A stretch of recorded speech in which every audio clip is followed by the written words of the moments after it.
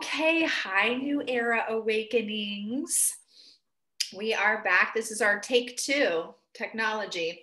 And today I have for you a really special guest. She's special to me. Every guest is special, but she is very special to me. And she goes by Dakini Rae, located in Ohio currently, but a world traveler. She's going to talk about her journey a little bit today, or a lot today, and then we're going to go into a teaching or her sharings around consent. So we did already previously record a little bit. We're going to start over. I'd like to start with just the friendship piece. So when I envisioned this interview, I really wanted people to know that this is someone near and dear to me. We've hosted really sacred workshops together, including a cuddle party at Shakti Shakedown, my ecstatic dance party. One of the women's retreats in a giant teepee around a beautiful large pond. She held a puja ceremony for women. It was very raw, very real, very sacred. And so, we start out as friends, but we've done this work together. We met with Reiki and a Reiki circle. So we'll start there about, how you started with Reiki and your studies and your teachers. So if you wanted to go enlighten us about those things, we can start there. Thank you so much, Dawn, for that introduction. I'd love to start there. Yes. So my path, as you mentioned, began with Reiki. And once becoming a Reiki practitioner, I was already on my own journey of integration, and I was really looking for something to bring into my practice that was more explicitly inclusive of the entire human experience, spiritual, sexual, emotional, physical, mental, all of these parts, and really bring that into my community. And I was studying Taoism, but really looking for something else, something deeper than that. And along the way, I met Eugene, Hedlund, and Cathleene Cienfuegos. And what I really loved about their work is the non-dual perspective that they bring along with their Tantra lineages, Kashmiri Shaivism and Mahamudra, respectively. And this work just beautifully brought to life the way that life is a path and its own deep exploration of Shiva and Shakti, that dance between light and dark, between consciousness and energy. Yes. And in me, really bringing more to my community in a deeper way about expression and sexual expression is what developed in my own personal practice, what I wanted to bring to my community, really educating my community in ways to live in harmony with themselves, with others, and with the earth.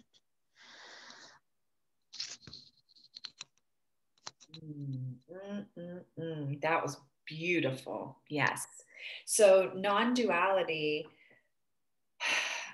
we previously discussed this, but when we talk about non-duality, I was wondering if it was like the middle road, but you mentioned something that it's all of it, that non-duality in the practice and in your studies is being in the moment. And I think that was a really important teaching, especially for nowadays where people are really afraid of the future.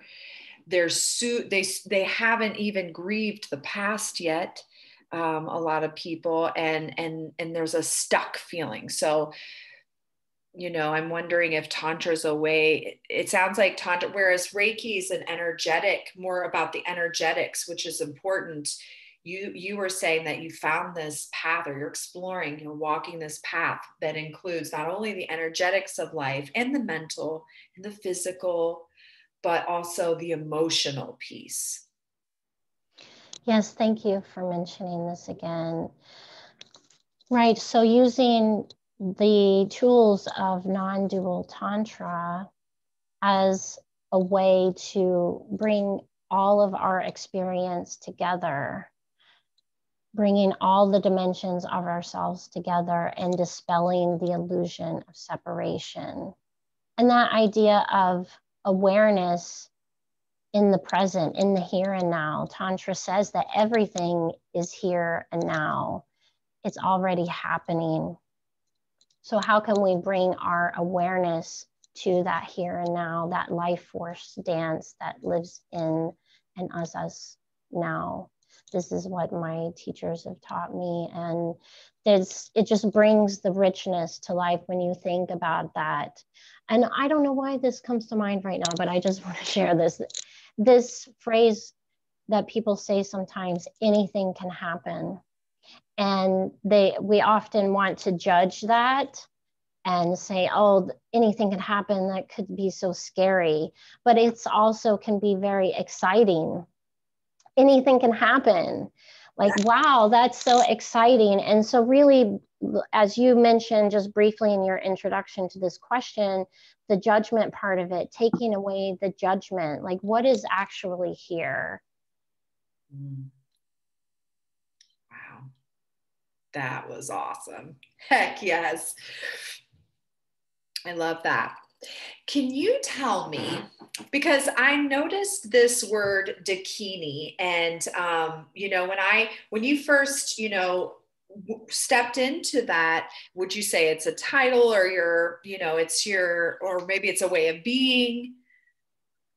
Yes, thank you for bringing that up. I'd love to illuminate this. So it is a term that refers to a female messenger of wisdom, who may also be a guide, but it is a term from Sanskrit, and it's often interpreted as she who flies through the sky, or a sky dancer, or one who exists between worlds. So it is a representation of all forms of creation, and they're depicted in spontaneous movement or dancing in the great bliss. So this is the way that is described to me by my teachers, this way of practice. Nice. I feel like I get to embody my Dakini during Shakti Shakedown, the ecstatic dance party. I definitely go into that Dakini mode of being a sky. When you said sky dancer, I was like, oh, I remember practicing that. So, yes, indeed. Beautiful. So when I have so much curiosity, there's such a big movement around Tantra. And one thing that in my practice, so in the New Era teachings, it's all about taking this spiritual self, which people either don't focus on, or they focus on maybe through religion, which it can be really shaming and demeaning to sexuality in the body, or they go into the spirituality piece without the fact that we are mammals, we are animals, we have this animalistic side to us that has been repressed and been denied for so long. And I've always thought maybe, or had this belief or this curiosity, that maybe that's why people are leaning into Tantra for this humanness that it has been so repressed. And in the New Era teachings, I say repression leads to aggression or depression, right? There's a lot of depressed people, or there's a ton of aggression. And it's because not only has sexuality been repressed, but also, you spoke to the emotion piece, right? Emotions, sexuality, these things have been very repressed. And so What I'm noticing is there's a big wave to leaning towards Tantra, but maybe what do you recommend for people who are starting to want to unite their human with their spirit, or as you said, their energy body, their emotional body? Like what are some ways, or where's a good place to start around that? I think the best place to start around that is with the breath. I mean, if we're just talking about like simple practices, I think that's your question. Simple practices. It's an open-ended question. So a practice, but also information, practices, or whatever came up for you, really. Yes. I see, well, visionary. I see the big picture. I go, oh my gosh, all these people for about 3,000 to 5,000 years have denied their animal bodies. And now there's this great awakening around, oh, I do want to unite my spirit with my emotion, with my body.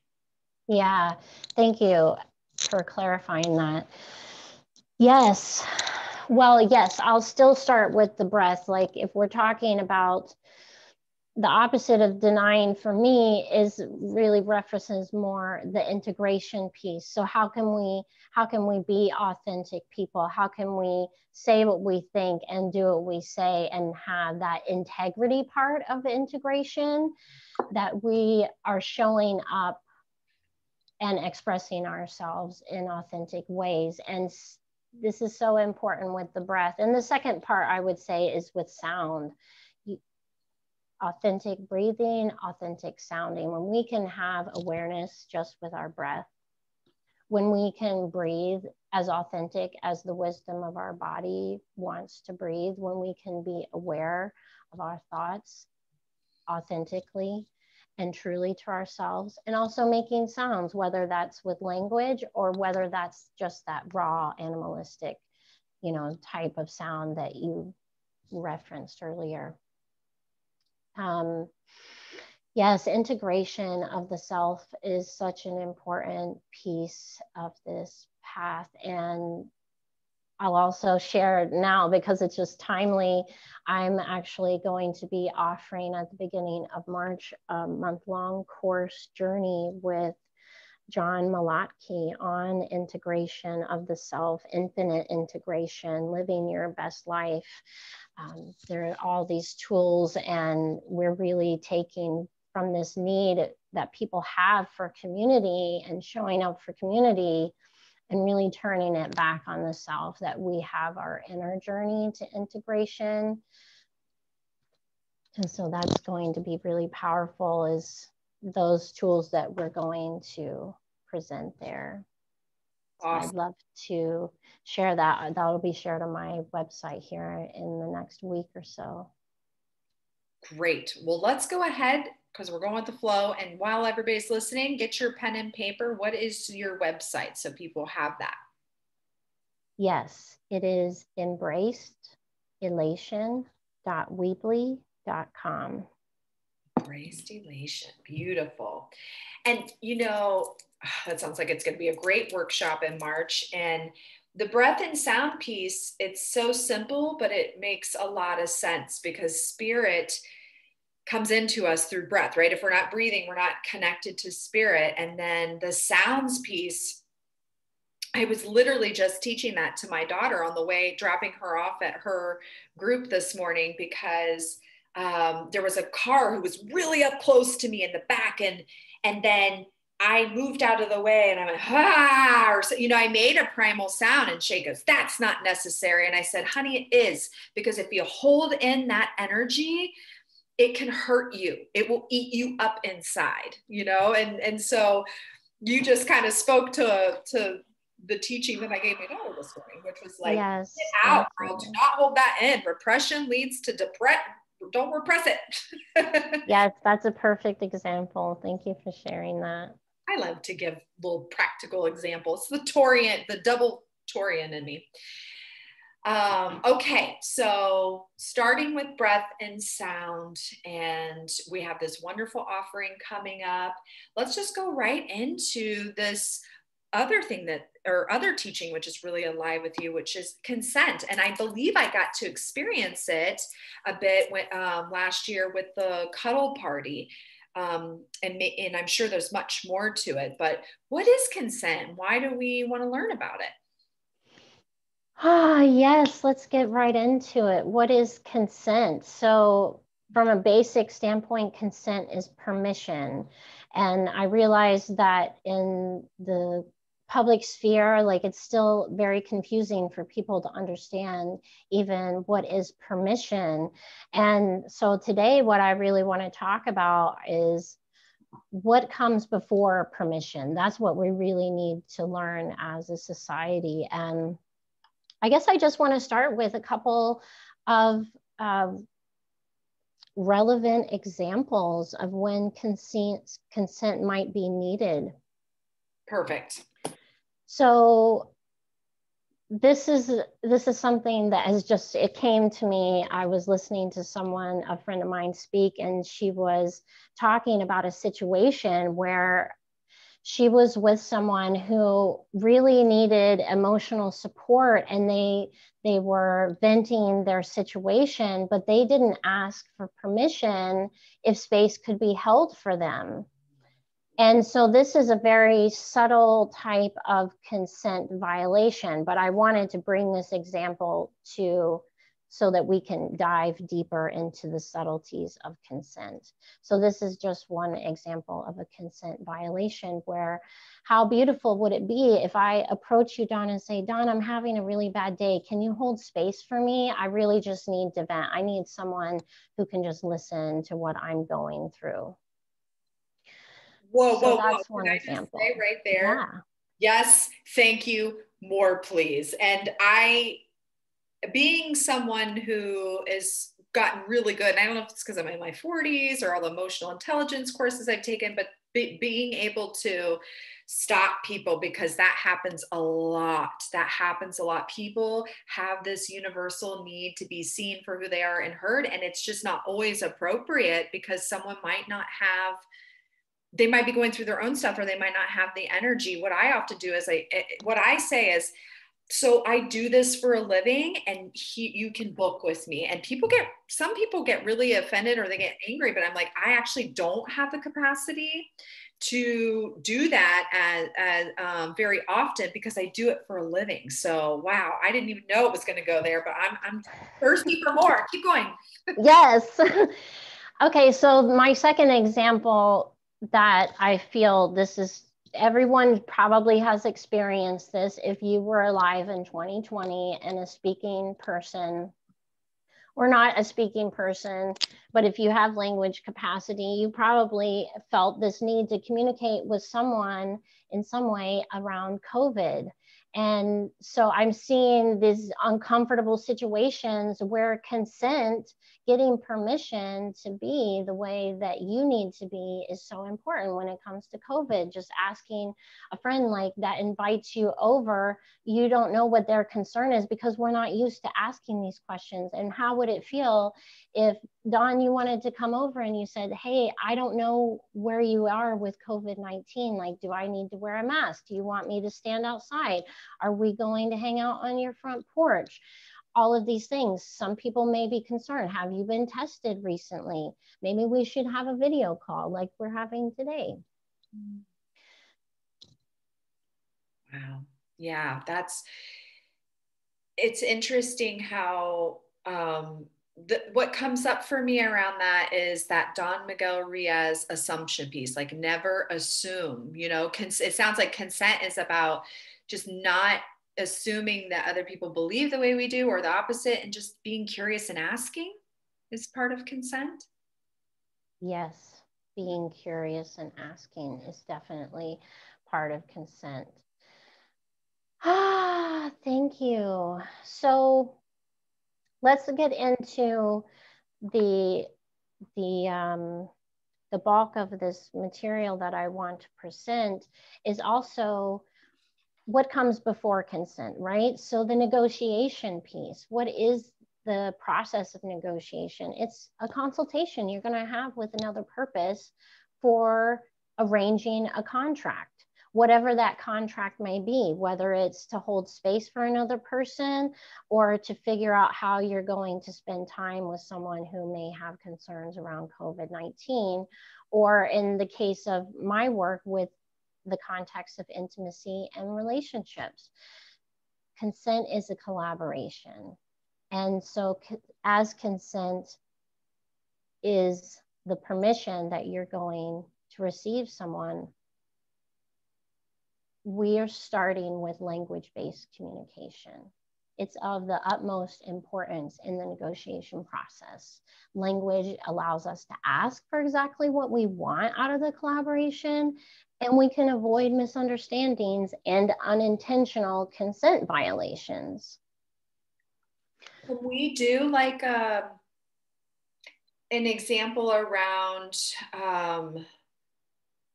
gosh, could we combine and like dating in COVID? Because think about it, like there's that's like the COVID and the dating, like, you know, going out on a date or something like that. I don't know. I'm just trying to think of like an example of. Yeah, definitely. We can do that at the end, have a little example. Okay. So cool. Yeah, so language allows us to create this space for us to receive our yes and our no. And it's that opportunity, you know, to find our match. And we can up-level our negotiation skills by also creating space for asking questions where people can say no, but, or yes, but answers. I used to do a lot of collaborations with the House of Bacchus group in Columbus, Ohio, and they had a really beautiful consent discussion set up specifically for their play parties. I'll talk a little bit about that later in some examples of how people can actually have these conversations.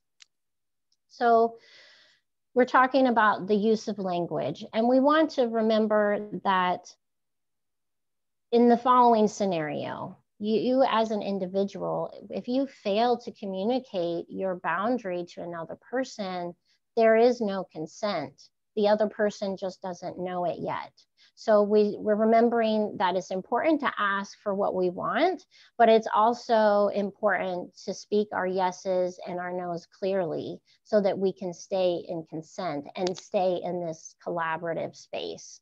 Because when we don't ask for what we truly want and when we don't state our no boundaries, we are denying the self. And when we're talking, you know, from a basis of like having an integrated self. And so I'm so glad that we got to talk about that in the introduction before coming to here, is knowing our boundaries. We want to honor all parts of ourselves. We may think that we're trying to be nice or not trying to hurt someone else's feelings, but you're actually performing an act of self-hate against yourself, and you're disempowering the other person. This is like so beautiful a lesson to feel how empowering it is for the other person that you actually state your no or ask for what you want. You're empowering, when you say no, you're empowering the other person to find their yes, or you're empowering that other person now to further negotiate so that you can come back into consent. Love it. So it can really be a very beautiful process. And there are so many ways to go through it. And there are a couple that I want to talk about. So the first one is, because I just love this one so much, is Reid Mihalko's Safer Sex Elevator speech. And I had the pleasure of seeing him present this in a workshop. And he uses a very clever acronym, pleasure. And so in this elevator speech, we're starting with P, which is pause for presence. So I'm just going to present Reid Mihalko's speech because I think it's a really beautiful speech to start with, and it allows people to talk about all of the different dynamics that are happening to get to the point of consent. So the first piece is pause. You're pausing for presence, and you're taking a breath, and you're asking if the people involved can say yes or no freely. So you're considering also power dynamics along with permission here. The L stands for last time tested. Let's just get it out of the way. If you're going to have an intimate interaction with someone, talk about your testing. This is a beautiful one that could apply to COVID too. When was the last time you were tested for COVID? What were you tested for and what were the results? You know, just get the scary part out of the way. Or have you been having fun? Have you been having fun out of your house? Or yes, and so that's the second reason that I love the second part about Reid Mihalko's approach, is that you're just talking about the testing straight away to get that out of the way. And then the E is essentials about me. So you're discussing about relationship agreements that you have with other people. You're discussing what pronouns you want to be used when people refer to you. You're asking people, or you're sharing with people what it is, how you like to refer to your body parts. And then the A is for addressing your safer sex needs. So share what your protocols are. What makes you feel safe when it comes to sex and intimacy? Whatever needs that you have physically, but also emotionally and spiritually. What are the practices that you want to incorporate? The S is since my last test. Since you already got the test results out of the way, how can we fill in the gap? Because that's the next question, whether we're talking about, again, COVID or STIs. What's happened since I got my last test? Was there risky behavior? Did I have issues with birth control? Anything that could affect future results. The U is for usually like, as in the things that I usually like. So this is your opportunity to share a couple of things that you enjoy, whether that's sexually or non-sexually. And so these are just things that you're sharing. This is part of the conversation before you get consent, right?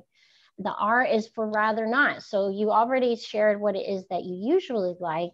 And this is a perfect time for you to say what you would rather not experience. Share at least one thing that you don't like, whether it's sexually or activities of body parts that you don't want to be touched. Or if it's like, I'd rather not you come in between 6 foot of me if it's the COVID, or there you go. That's right. I'd rather not hug you today, even though I'd really love to. And the last one is inquire. So this is inviting them to share by, now that you've given your part, how about you? What is your pleasure? So allowing the other person to share all of the things that you already shared. So that's a beautiful tool that Reid Mihalko developed, and I highly encourage you to study that one. Another cycle of consent that I'd like to talk about is the 4C cycle of consent. So the 4C cycle of consent, it was developed, excuse me, out of prior teachings within the BDSM community, the kink community. One that some people may be familiar with was called Safe, Sane, and Consensual. And it was a risk-aware consensual kink. So I love these tools for the 4C because they're really kind of distilling down some of the tools of consent to make them easier to use and still allowing everyone to feel safe, which is so important in consensual kink community. So the first C of the 4C cycle of consent is caring. So we're considering the well-being and the happiness of others and the self. So we care about other people. We're respecting other people's desires, their beliefs, their experiences. And because of that, we're showing that everyone acts as an equal at the negotiating table. The second C is communication. So ideally, communication is being verbal and clear. We know that what someone wears or how they behave is not clear communication for consent. So we're using, again, the tools of language to ask for what we want, and also ask for permission from the other to say clearly yes or no. I want to share this right now because it comes up so often, and it's definitely something common in the English language that people respond, sure.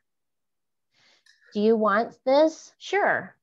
Instead of yes or no. And sure is kind of like a way to say yes when you don't really want to. And so I caution people against receiving sures as answers when it comes to consent. You want to hear a clear yes and a clear no. And maybe someone says instead, fuck yes, fuck no. Or they say yes, but, or no, but you can. So we're really inviting people to show up for themselves with that communication. We're asking for their permission, and we're being clear about our yeses and our nos. I like that. Is there room for a maybe? If that's when it becomes that's the yes or no, but is the maybe, right? Exactly. If you have a maybe, then that means there's some part of you that is yes, and there's some part of you that is no. So let's talk about the specifics of those. Let's bring clarity to that so that we can move forward with confidence. Got it. Okay, and the fourth C in the cycle of consent is caution. So we're also, and this kind of goes along with communication, especially now remembering that this particular tool was made for the kink community. So we're being aware of changes in body language as well as nonverbal cues that don't match the verbal communication. So this still kind of goes along also with caring. We're bringing that idea, like, do we need to have more verbal communication to make sure that we're in full consent? Do we need to make some adjustments? Like you said, maybe they said yes, but it's really a maybe, and we need to talk about those boundaries again. And this just helps to ensure that the gift of touch and or presence is welcomed by the other. You know, it allows us to be curious about the other person, to remain curious, and remembering that consent is a continuous process. It's not a one and done. Everybody has the right to change their mind. Everybody has the right to decide what's safe for them and what's safe for them to experience in every present moment. So it can change. You have that initial conversation, which is very thorough, and it continues the whole time you're interacting, whether it be you can change your mind. Like I could change my mind, like if I had someone over, like, I'm thinking about it, and maybe we should go outside, for our connecting, or I thought I was okay with a hug, but my intuition is saying that COVID, I'm not going to hug. So it could go either place. You could change your mind and check in and notice body language. I like that notice body language piece, because this is honestly, this sounds like such a epic and revolutionary practice, where for so many people have been taught to just kind of people please, right? So I'm wondering, like, that sure, when you mentioned the sure, it sounded like people pleasing, like, well, I guess I could endure that, but this is more about finding your fuck yes. But it sounds like also about tapping in. I like that, tapping into the verb or the physical cues of, like, and I've noticed that a lot with the hugs. Like, do you do hugs during COVID? And there's like I guess. So maybe, I'm noticing that your body really might not want this hug. Would that be part of the caring, the step one? Well, that would be more in the caution part, but that's why they consider it a cycle. So the fourth C is the actual consent, the receiving the yes. And so the reason why they talk about this cycle, because they do very much view the consent as a continuous process. So we're constantly checking in. And I'm sure that you can see how important this is in the kink community. If you're involved in a scene where you just got a yes to someone just gave you their fuck yes to whip their ass, then you might want to be, you know, you might want to be conscious about what they're actually, how they're experiencing it, even if they're not using their language. So that's when the caution part comes in. And then we are starting again. We're caring about whether or not someone feels that they can say their yes, that they can speak. And then we're starting again with the communication part, checking in. How are you doing? Do we need to make adjustments? Oh, what a great question. Do we need to make adjustments? Do we need to make adjustments? Yeah, because like I said earlier, if you fail, if you're the person who's receiving that ass whooping that you said yes to, that you thought you wanted at that time, and you changed your mind, there's no consent. The other person just doesn't know it yet. So we need to remember that consent is still this collaboration. Everybody has needs that that are longing to be met. Our needs are longing to be met. And so when we're showing up in this collaboration, we can really care for each other and not take it personally when someone gives us our no. Really receive that no as like, that person is taking care of themselves. What a beautiful message and reflection to see right now, that they can be in their no, and that we can still talk about if there's another way to collaborate. And if there's not another way to collaborate, thank you for taking care of yourself. Thank you for being this reflection of sovereignty and empowerment. I love that.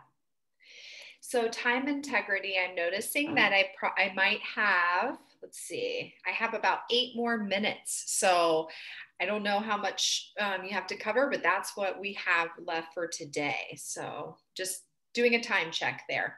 Yes, no, that's what I really wanted to share. That was so beautiful to share these messages. I really felt a flow for that today. I think there are just a couple of things that I could follow up to kind of bring some closure to this.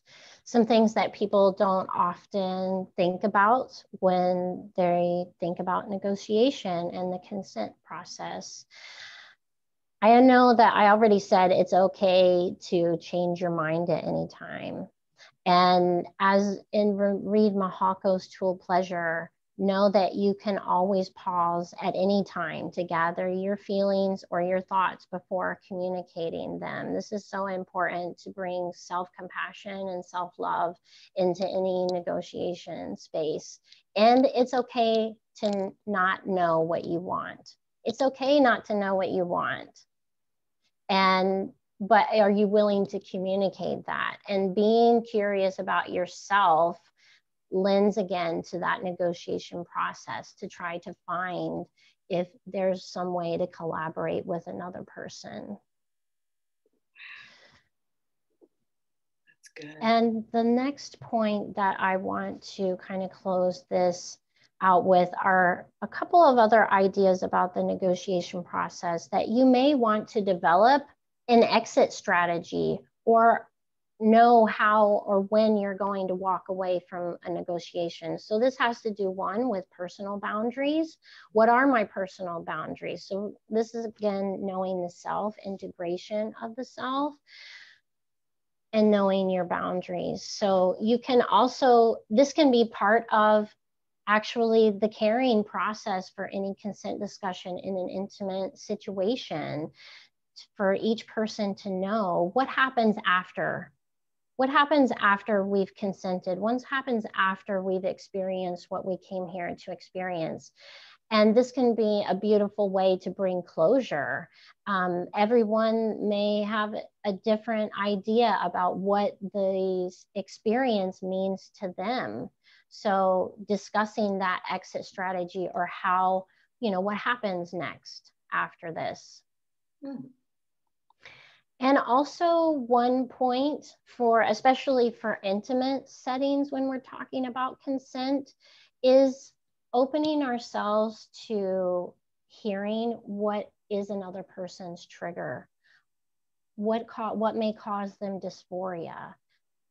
Mm. There is a value in bringing, not that, I'm not saying that you need to process your trauma with your intimate partners, but bringing a level of information to your partners so that you can have an experience that is more pleasurable, more heart-centered, more open, and feels safer for you to explore because you already know, as Betty Martin puts it, it's not about the boundaries, it's about your domain.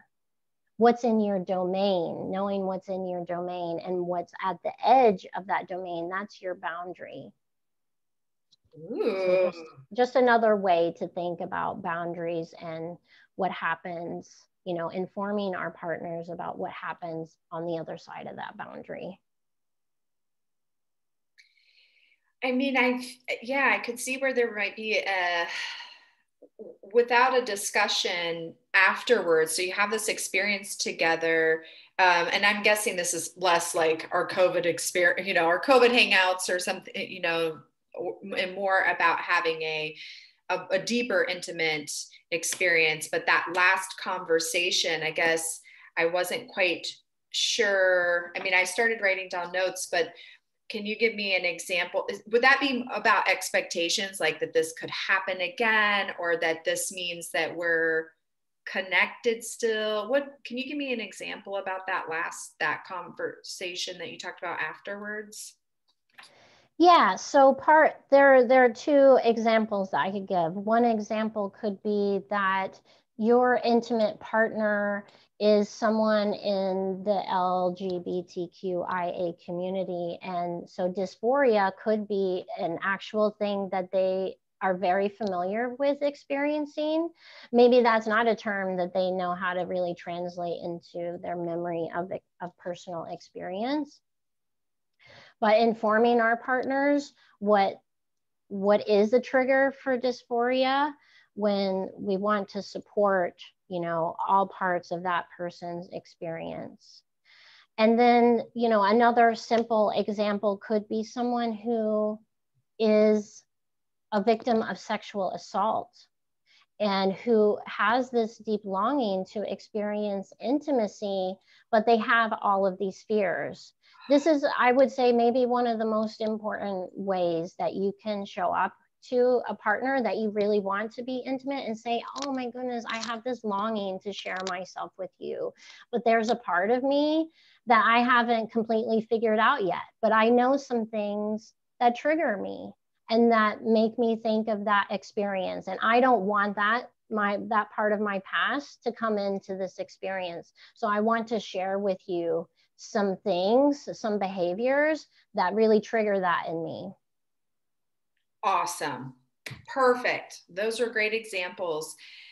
These teachings are revolutionary. I had no idea. I've taken all the notes. I'm going to go back and listen to this a couple times. I mean, this is some really great tools. Thank you so much for joining me today. I think it was meant to be a part 2, even though it took up a little bit more time. I like the flow we had, and I adore you and your work so much. So we've got your website. We know you're coming up with something, or you have a great workshop in March. And then people can also work one-on-one with you. Is that correct? Are you open? Are you doing that now, or? Yes, I am. I offer sessions for individuals and couples in Tantra, in self-empowerment, and you can find out about that on my website. Yep. And I'm also going to place the link to her website below. So thank you all for joining us, and many, many blessings.